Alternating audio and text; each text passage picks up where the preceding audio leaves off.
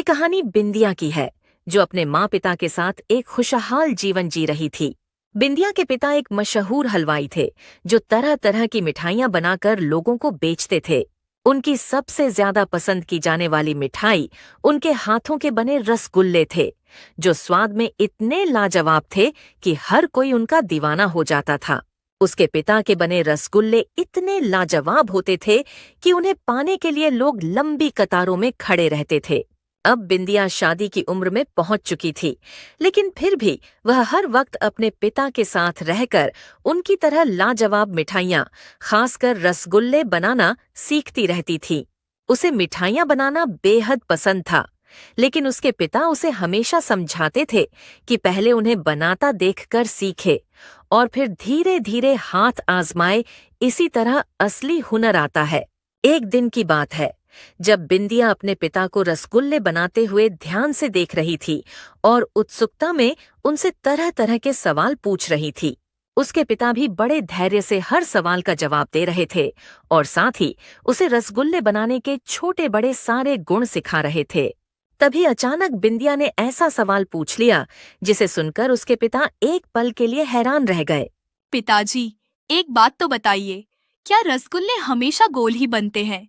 क्या इन्हें किसी और अलग से आकार में भी बनाया जा सकता है, जैसे चौकोर या कुछ और? हाँ, तुम चाहो तो चौकोर या कोई और आकार के रसगुल्ले भी बना सकती हो, लेकिन पहले गोल रसगुल्ले बनाना अच्छे से सीखो।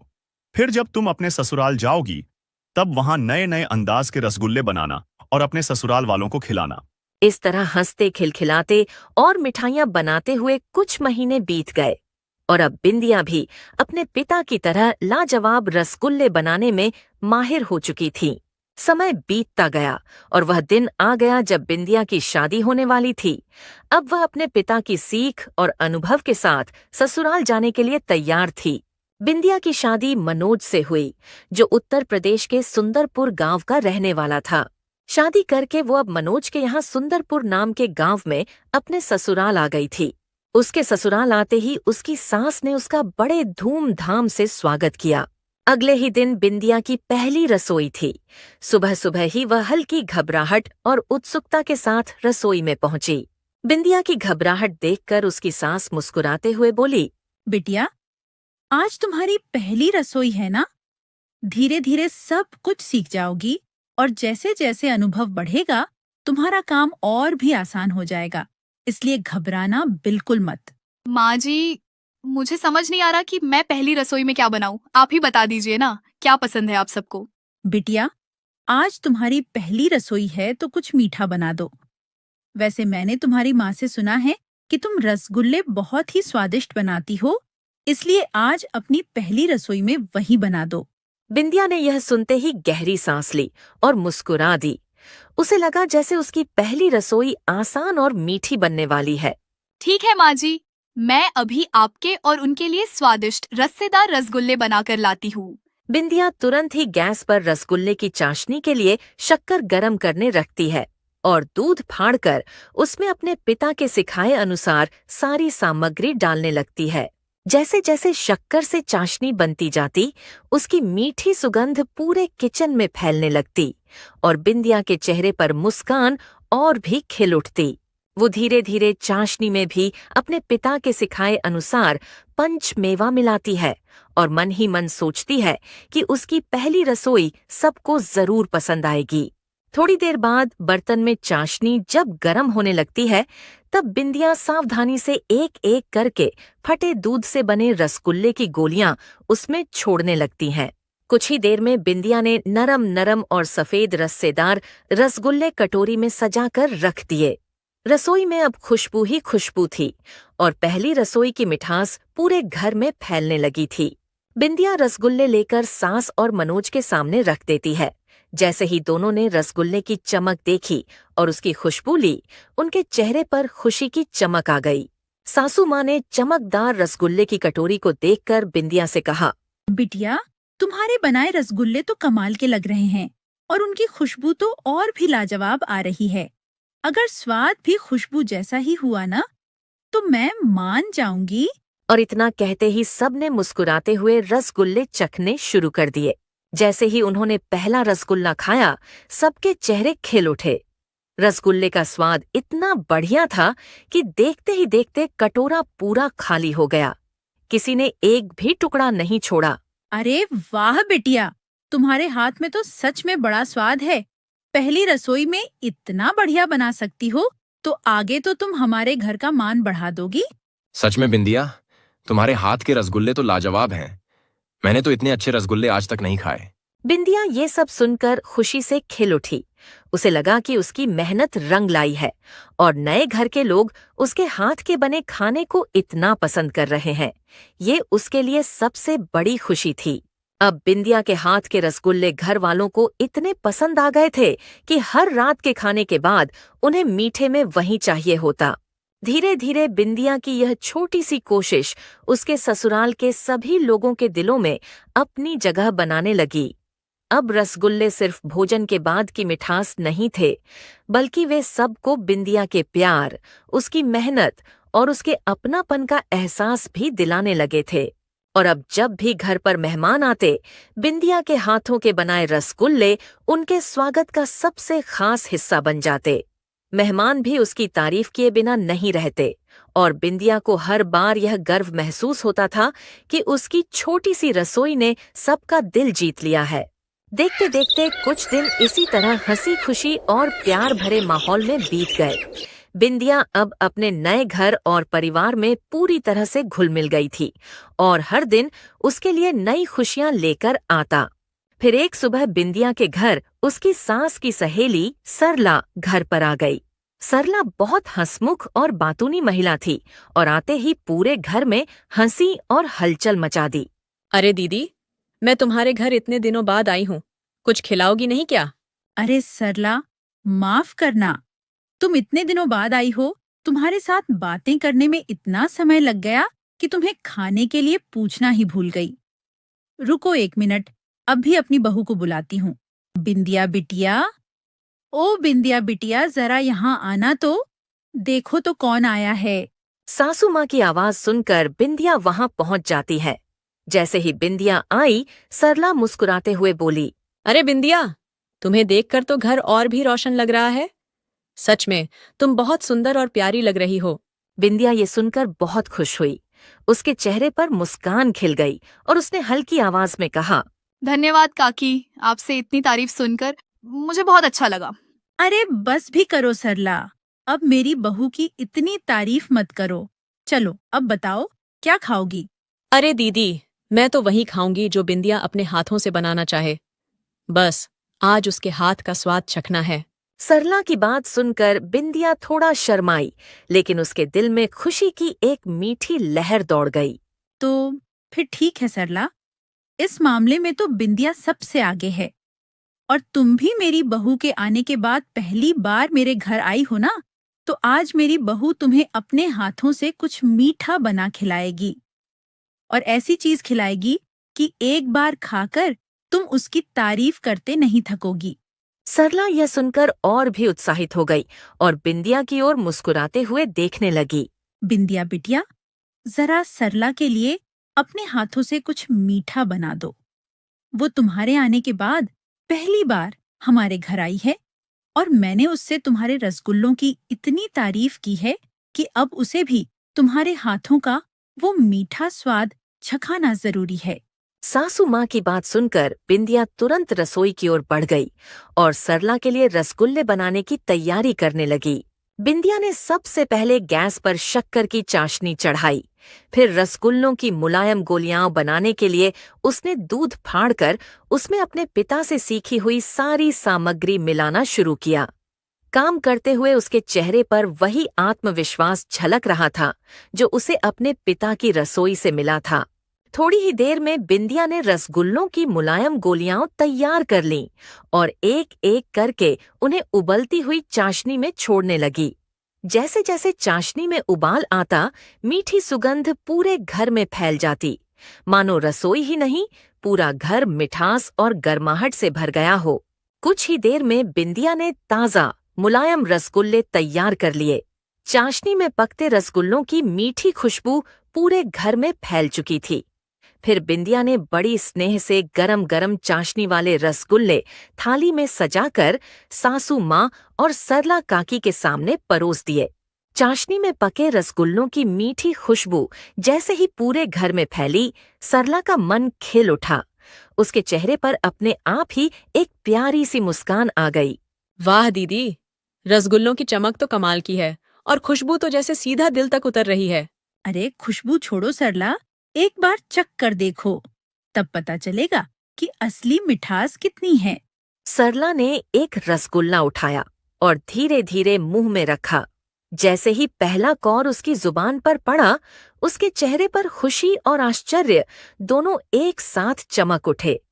वह मुस्कुराते हुए बोली, अरे बिंदिया, तुम्हारे हाथ के रसगुल्ले तो सच में कमाल के हैं। इतना मुलायम और रस से भरा रसगुल्ला मैंने आज तक नहीं खाया।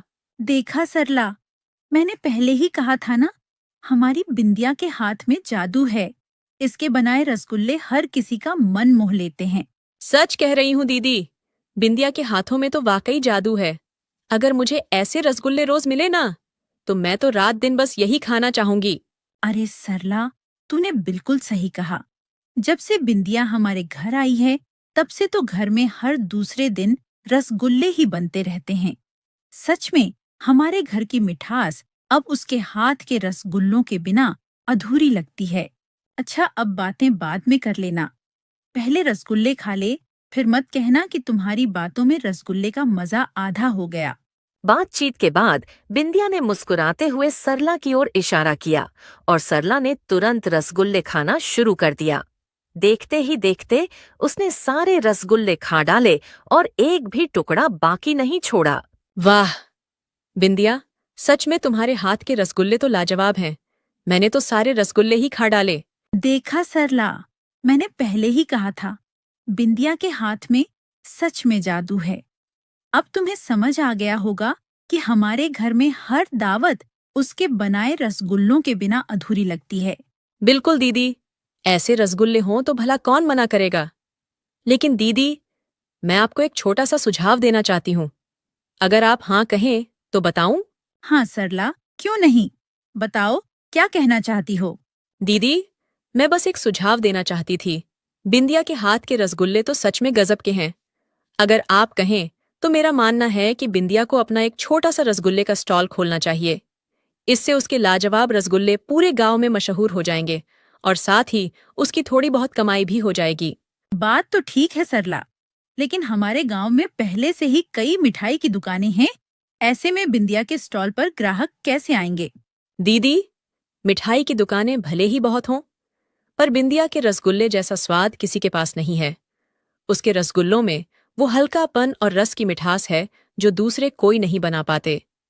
और अगर आप चाहें तो बिंदिया अपने रसगुल्लों में थोड़ा सा अनोखा ट्विस्ट भी जोड़ सकती है, कुछ ऐसा जिसकी वजह से लोग दूर दूर से उसके स्टॉल पर आए। बस यही चीज उसे दूसरों से अलग कर देगी। वाह सरला, तुमने तो बहुत अच्छा सुझाव दिया। मैं जरूर इस बारे में बिंदिया से बात करूंगी। अगर वो तैयार हो गई तो हम मिलकर उसे स्टॉल खोलने में मदद भी कर देंगे। बहुत अच्छा दीदी। और हाँ, अगर बिंदिया अपना स्टॉल खोले ना तो मुझे जरूर बुलाना। मैं सबसे पहले आकर उसके हाथ के बने रसगुल्ले चखने आऊंगी। सरला के जाने के कुछ ही देर बाद सासू माँ बिंदिया के पास आ पहुंची।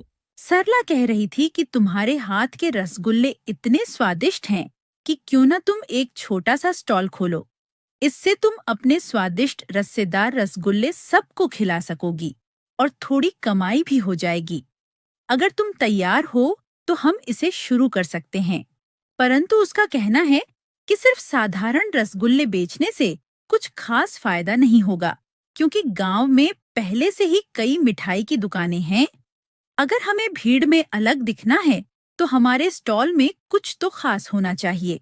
माँ जी, मैं तो तैयार हूँ, पर मेरे पास अभी कोई अनोखा आइडिया नहीं है। आप ही कुछ बताइए ना। अरे, तू ही सोचेगी बिंदिया, तू मिठाई बनाने वाले खानदान से है। तेरे पिताजी ने तुझे कितनी बातें सिखाई हैं। जरा दिमाग लगा, कुछ न कुछ तो जरूर सूझेगा। सासू माँ की बात सुनकर बिंदिया कुछ देर चुप हुई, गहरी सोच में डूब गई और थोड़ी देर बाद उसके चेहरे पर हल्की सी चमक आ गई, जैसे कोई अनोखा ख्याल अचानक दिमाग में आया हो।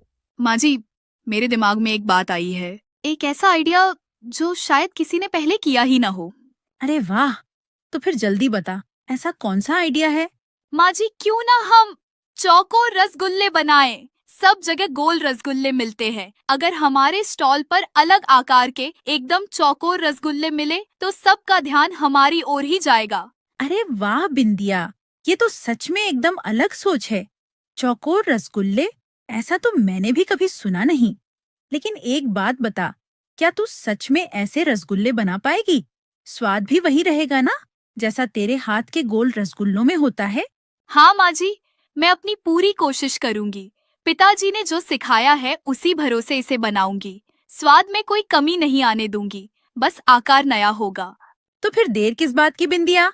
चलो, हम अपना स्टॉल शुरू करते हैं और तुम्हारे अनोखे रसगुल्लों से सबका दिल जीत लेते हैं। मैं तो पूरी तरह तैयार हूँ माँ जी। बस एक बात है, मेरे वो क्या कहेंगे, उनकी भी रजामंदी जरूरी है ना? अरे उसकी चिंता तुम बिल्कुल मत करो बिंदिया। वह पहले मेरा बेटा है और उसके बाद तुम्हारा पति। वह मेरे फैसलों पर कभी सवाल नहीं उठाता। तुम निश्चिंत रहो, वह जरूर हमारा साथ देगा। सासू माँ और बिंदिया दोनों की खुशी देखने लायक थी, क्योंकि अब बिंदिया के हाथों का जादू सिर्फ घर की रसोई तक सीमित नहीं रहने वाला।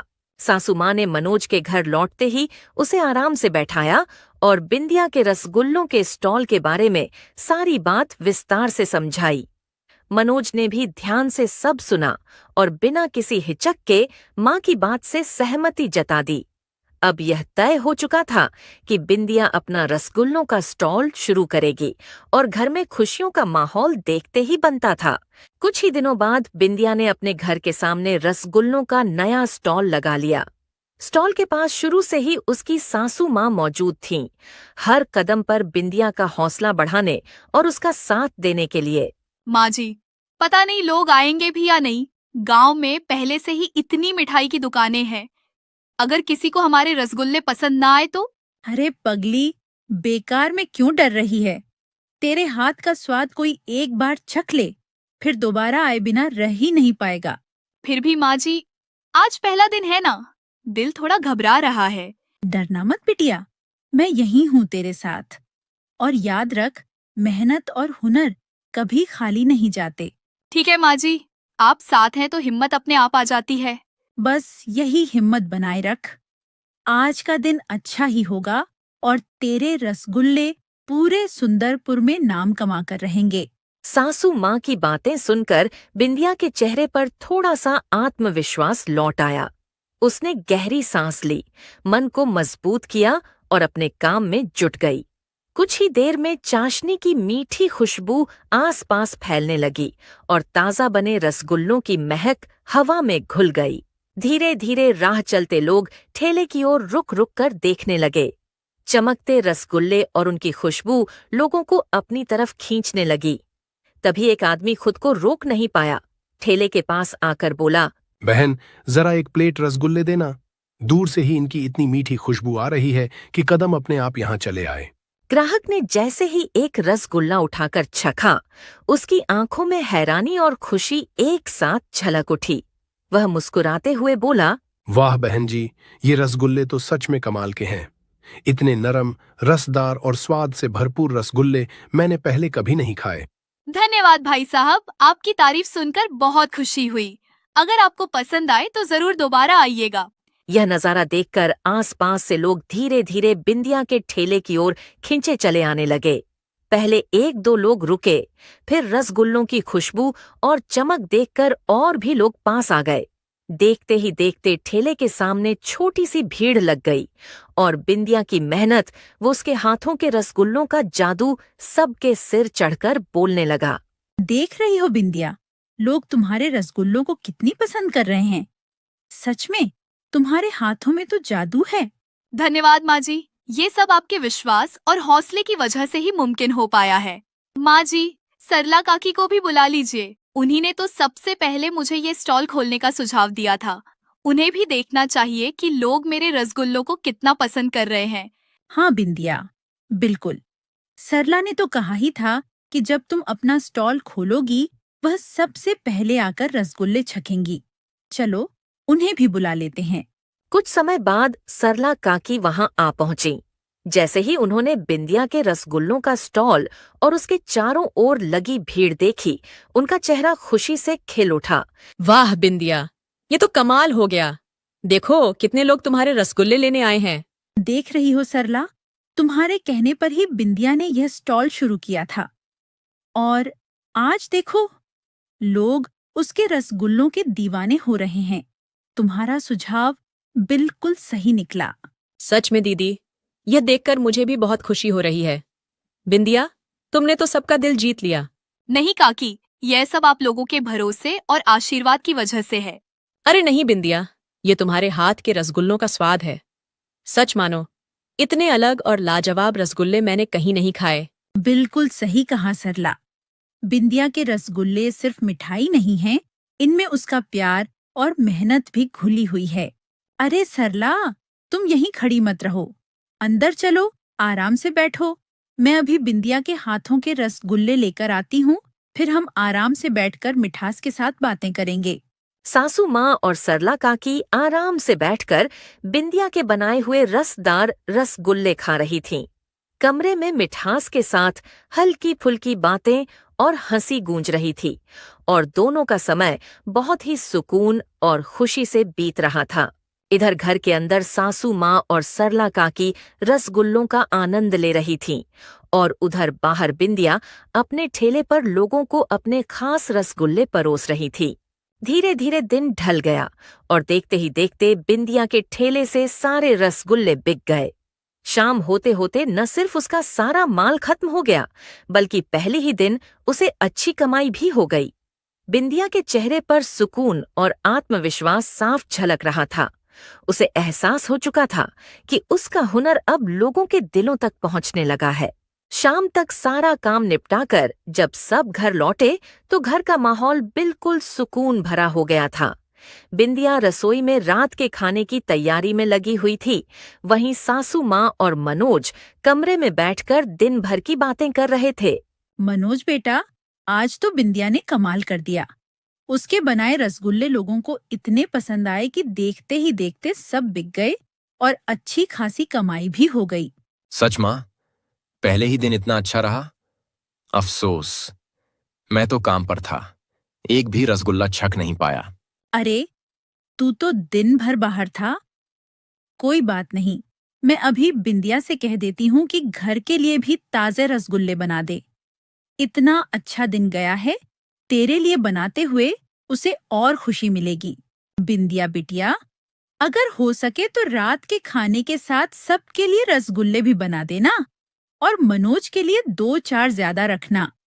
बेचारा दिन भर काम में था, आज तुम्हारे हाथ का स्वाद चखने का मौका ही नहीं मिला। जी माँ जी, मैं अभी सबके लिए रसगुल्ले तैयार कर देती हूँ। कुछ ही देर में बिंदिया ने ताजे रस्सेदार चौकोर रसगुल्ले बना लिए।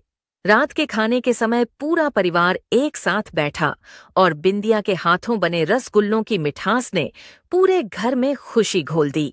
अब बिंदिया और उसकी सास रोज अपने घर के सामने चौकोर रसगुल्लों का ठेला लगाने लगी। देखते ही देखते दूर दराज से लोग बिंदिया के खास चौकोर रसगुल्ले चखने आने लगे। हर दिन ठेले के पास अच्छी खासी भीड़ जुटने लगी और बिंदिया के हुनर व स्वाद का जादू सबके सिर चढ़कर बोलने लगा। कुछ ही दिनों में बिंदिया और उसकी सास के चौकोर रसगुल्ले इतने मशहूर हो गए कि लोग खास तौर पर उन्हीं के लिए आने लगे। बढ़ती भीड़ और लोगों के प्यार को देखकर दोनों को एहसास हुआ कि अब सिर्फ ठेला नहीं, बल्कि एक छोटी सी मिठाई की दुकान खोलने का समय आ गया है। और इस तरह बिंदिया के चौकोर रसगुल्ले सिर्फ उसकी पहचान ही नहीं बने, बल्कि उसके सपनों की मिठास भी बन गए। मेहनत, हुनर और परिवार के प्यार से सजा उसका हर दिन अब खुशियों से भर गया, जहां हर मुस्कान में सफलता की मिठास और हर रसगुल्ले में अपनों का भरोसा घुला हुआ था।